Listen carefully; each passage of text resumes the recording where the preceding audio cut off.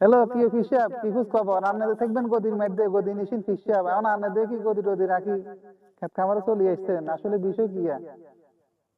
ক্ষেত খামারে আসছি যে একবারে সহজ কথা শুনো, শুধু গদিতে বসে খাবো এটা কোন নবীর সুন্নত? গদিতে বসে খাবো এটা কোন নবীর সুন্নত?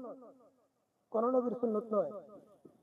সুন্নত হলো কৃষি কাজ করা সুন্নতে আম্বিয়া, ব্যবসা করা সুন্নতে আম্বিয়া, রাখালিয়ে করা, পশুপালন করা সুন্নতে আম্বিয়া। এক কথা যদি ছোট বড় সকল হালাল কর্ম করে খাওয়াটাই কি সুন্নতে আম্বিয়া। কিন্তু কোন নবীর সুন্নত তোমার দেখাও যে শুধু গদিতে বসে বক্ত দিতে খাইবো, না ইমামতি করে দিব, মুসল্লির বাড়িতে খানা আসবো, আরামসে বসে খাইবো, এমন কোন সুন্নাত বা এমন কোন নবীর জীবনী তুমি দেখাইতে পারবা না। নবীদের জীবনীতে আছে কর্ম করে খাওয়া শিখেছে, আবার বক্তরা হাতিয়ে দিছে সেটাও নিছে, তার মাঝে আবার গরিব ভক্তদেরকে বিলীন করছে বা নিজেরা চলছে। তাহলে সুন্নত আমি হলো কর্ম করে খাও, তাহলে কৃষি কাজ করাও সুন্নত, ব্যবসায়িক সুন্নত, রাখালি কাজ করা সুন্নত, কুলির কাজও করা কি সুন্নত। কিন্তু গদিতে বসে খাবো কোনো সুন্নত তুমি পাইবা না।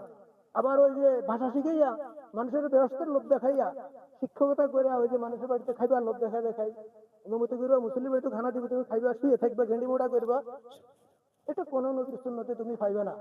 কথা ক্লিয়ার? তাহলে কর্ম করে খাওয়াই সুন্নত, সুন্নত আম্বিয়া।